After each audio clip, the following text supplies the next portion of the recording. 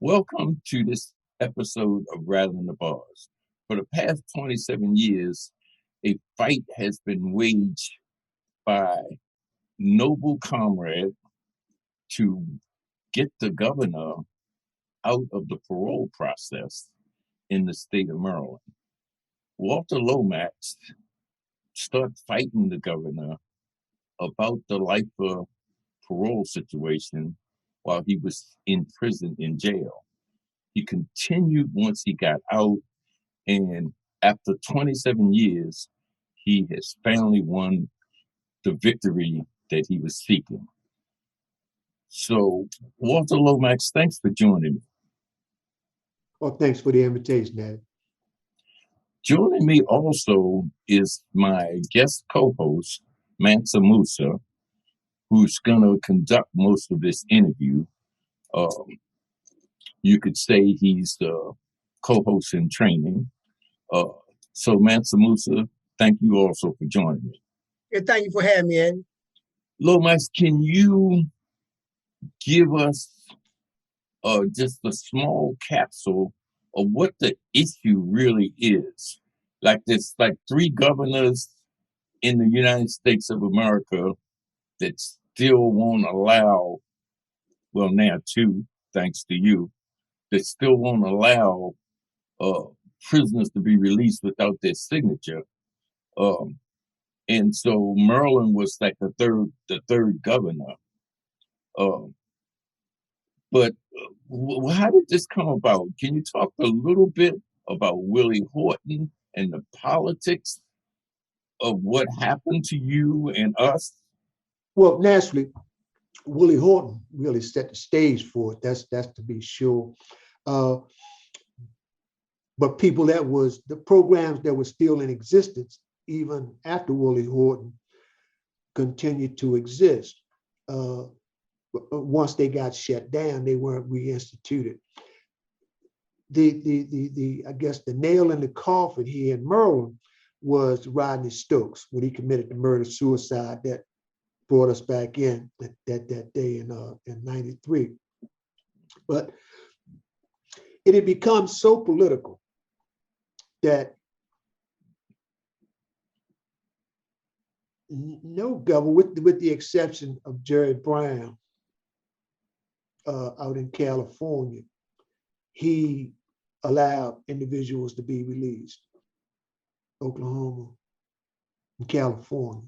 And this is why when we got the legislation passed in 2011, the 180-day rule, they was basing it on California's system, thinking that since Jerry Brown was letting people be released, that maybe that would happen here in Maryland. In fact, I have a little something I can tell you on there since everything is over with, right?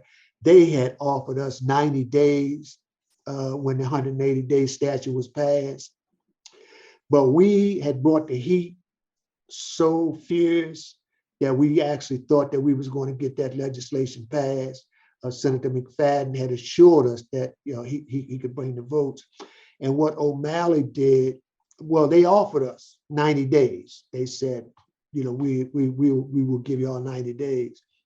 And they called me in, and since I couldn't call y'all on the phone, I couldn't contact any of y'all to get a consensus, I just made an executive call and said, no, we're not taking it. Because we actually thought we could get it passed. And he went back and said, well, I will accept 180 days. And so that's how we got the 180 days. So I'm telling y'all this now, so y'all can't come at me. You can't come at me because it's all over and done with, right? Yeah. But it was so political. And as you know, that as soon as the 190 days rule came effective, O'Malley denied all the 57 cases that was before him. He denied each and every one of them, right? Well, I want you to, Eddie started at 27 years, but I want you to take us back as briefly as you can to when they removed everybody from the camp system and brought y'all into the main prison system and ultimately gave birth to your perspective of trying to get a political resolution for our plight. Can you briefly go back to that? As best I can. It took us a moment because when we were first removed in 1993, we actually thought that it was just going to be a momentary process. They was going to reevaluate, take a look at the system, and then put us back into the pre-release system. And so it took a period before we actually realized that that was not going to happen. And then when there was a change in administrations, when Governor Schaefer went out of office and Governor Glenn Dennis came into office, and when we didn't really, I guess, clearly understand what was, I guess, happening until Glenn Dennis actually made that statement down in front of the Maryland House of Correction that he was ordering the parole commission not to send any recommendations to his desk, and that to him, life meant life. And so from that point, I think, and this was in 1995, I think we fully understood that we was going to be in a fight, that this was going to be a battle, right? And so we first looked at legal, and as the cases were being moved through the court. Well, let me digress for just a second. When I was coming home on my family leaves, a delegate, Clarence Tiger Davis, lived down the street from my dad, and where I spent my weekends at. And he and I used to talk about this issue, or at least some forms of it, and why the politics should be removed from the process, that if an individual see the recommendation, they should be allowed to be released. And we didn't actually talk then about introducing legislation, but it was a part of a general conversation, like, something needs to be done. And so, because he and I had those conversations while I was on my weekends, when we was removed back and then realized that there was not going to be a change, we started to seriously thinking about having legislation introduced. And so he introduced the first piece of legislation for us. I think it was maybe the General Assembly session for 1996. And he was the only person that he sponsored. He didn't have any co-sponsors, and it really didn't go anywhere. And so we decided that we was going to use the I guess, Malcolm Dr. King approach. They didn't like Malcolm at all. And the only reason why they accepted King, because not that he was an alternative, but they felt a little more comfortable with him.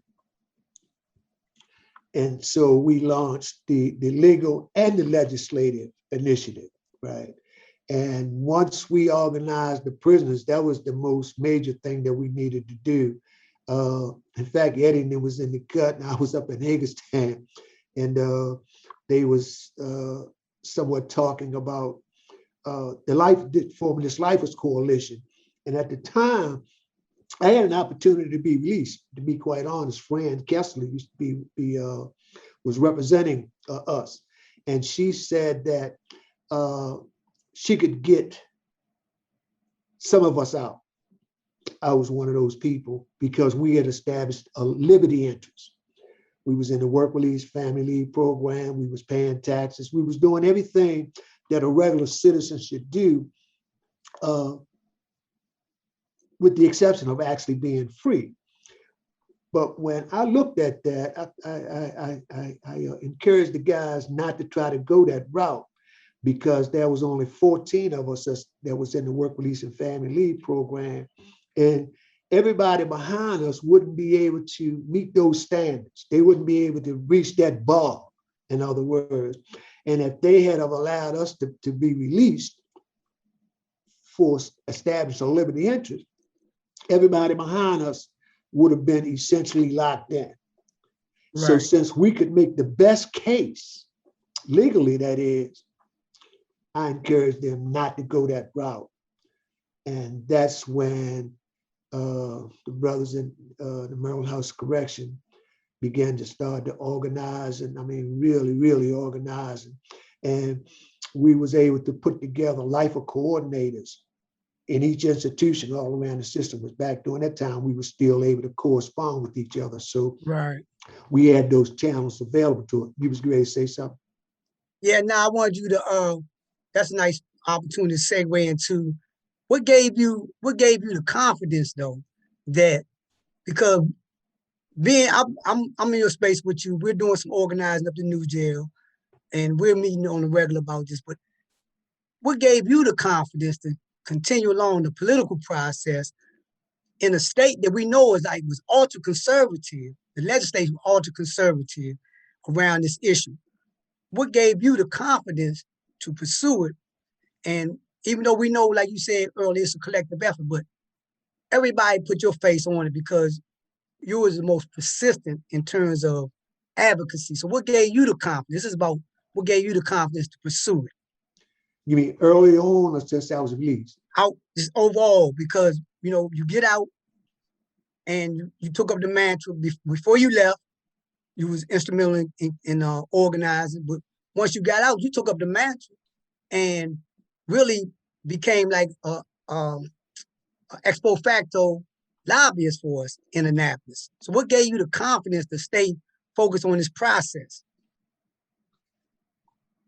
I think part of my driving force is that I was one of the 7 people that he stood out in front of the Maryland House of Correction when he made that statement. I was one of the 7 people that he denied parole. And I think I realized that we had pretty much done everything humanly possible to be released. And this policy was effectively saying that our sentence has become life without parole.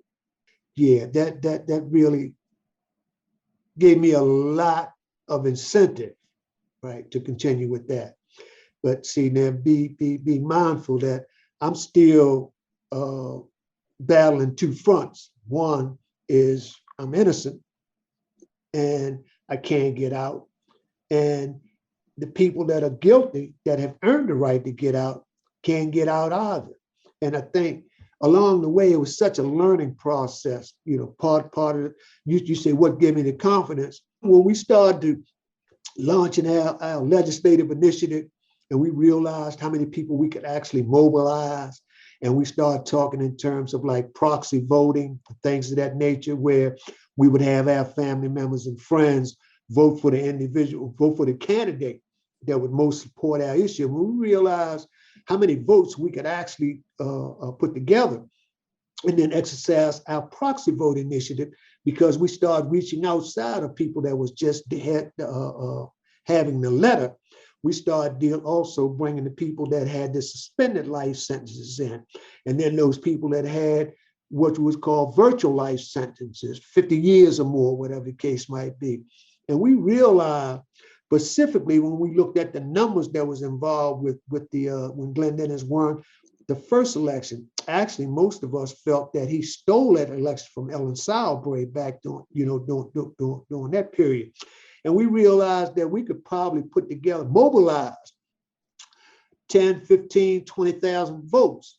And if we were to vote as a collective, that's why the proxy voting initiative became so important. We just realized that in a general election such as that, we could actually determine the outcome. It was a little difficult at that point to really organize our family members and friends, because we didn't really have, we had people on the outside that was doing things, but they didn't have the wherewithal to actually bring all of our family members and friends together. Salima Marriott was pretty good in bringing them, getting other folk to recognize that they weren't alone, because she used to host meetings, but that was still limited. Talk about what this means to those people that still held behind the bars right now with a life sentence that's been turned down for parole numerous of times.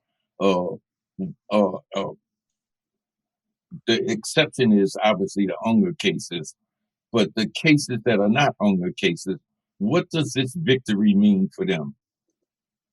And future people that's going in there with life, with parole life. Well, and this was a sticking point for me personally, because as you and I know that in 1972, when they instituted the diminution credits toward the first parole hearing, a person was eligible after 11 and a half years.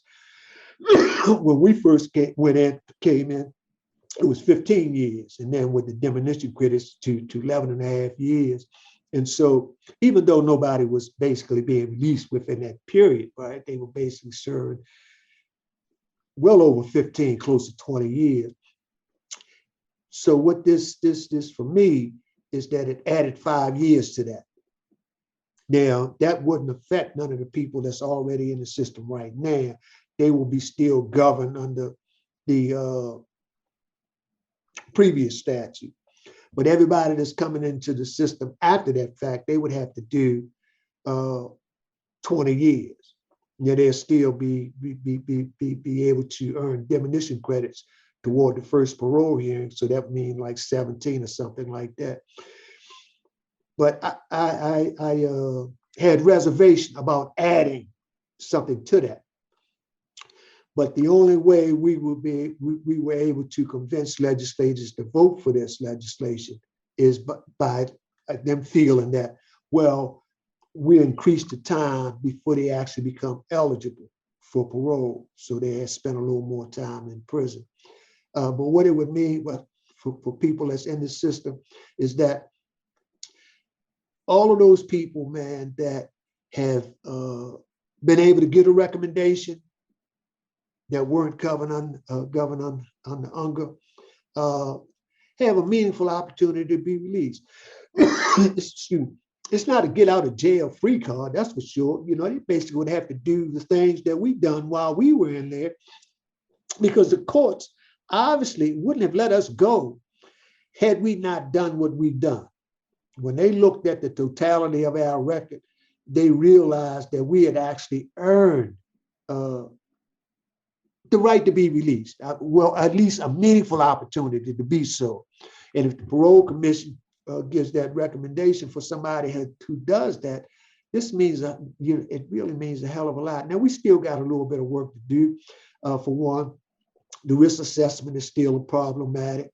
And then two, people that will be released on parole will be on lifetime parole. So we're looking at trying to get that maybe to 5 years or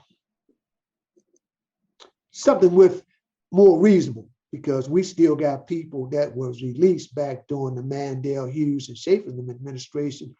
They're still on parole. I talked to a guy, Eggy Long's brother, Porky. This guy been on parole over 30-some years. You know, I mean, so that's really unconscionable. And so we have to do a basic work, and then also see if we can work around getting those folk be back in work release and family leave programs, things of that nature. I personally know the benefits of having that because I was in the program and I had a chance to reacclimate back out before I was actually physically just cast back out into society. And in fact, we had a lot of issues, a lot of problems that we had to deal with when the people that was being released under Unger, because they was in maximum security institutions one day, and we find out that they're going to be released in a week or 2 weeks, and then they just thrown right out into society. It's like a culture shock, to be quite honest. Now, a lot of them would admit that they had issues or problems, but it's a lot of trauma, man. When I'm just looking at the two of y'all, and I'm saying, Jack Adams said it was the belly of the beast, but we was in the intestines of the beast, right? So, we know what we went through, right? And so even though, we functioning and, but the fact of it is we experienced a lot of trauma in there, man, a hell of a lot of trauma, right? Some stuff we may never be able to get rid of, but we may be able to manage it, such as we have. I just want to say that, we call this rattling the bars. And this is a perfect example of rattling the bars. We know when we was on South Wing, we was fighting to get the police attention about conditions. And here, you rattled the bars. You shook the bars, you got people's attention. And in rattling the bars, you got old people to come aboard and rattle the bars. So in rattling these bars, we have managed to have an earthquake type result. And the result is that more people are going to get out and more people got hope. And this was the one thing that was lacking when I left out of prison. What was lacking when I left out was it was becoming a hopeless environment. So when we look back on this here, we can say that hope has been restored. And this is something that's going to go a long ways in terms of the paradigm shift in prison. So rattle the bars. So Lomax, thanks for joining us. It was, look, really, really, really my pleasure, right?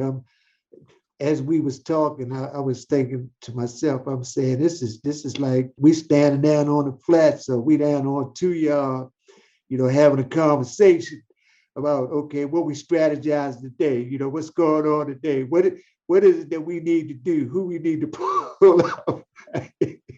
Yeah. Yes, it was great, man. It was really great. On A flats, West Wing. Yeah. Okay, so thank both of y'all. Thanks for joining me for this, okay? No doubt, Thank you, Ed. man. All right, and thank you for joining this episode of Rattling the Bars.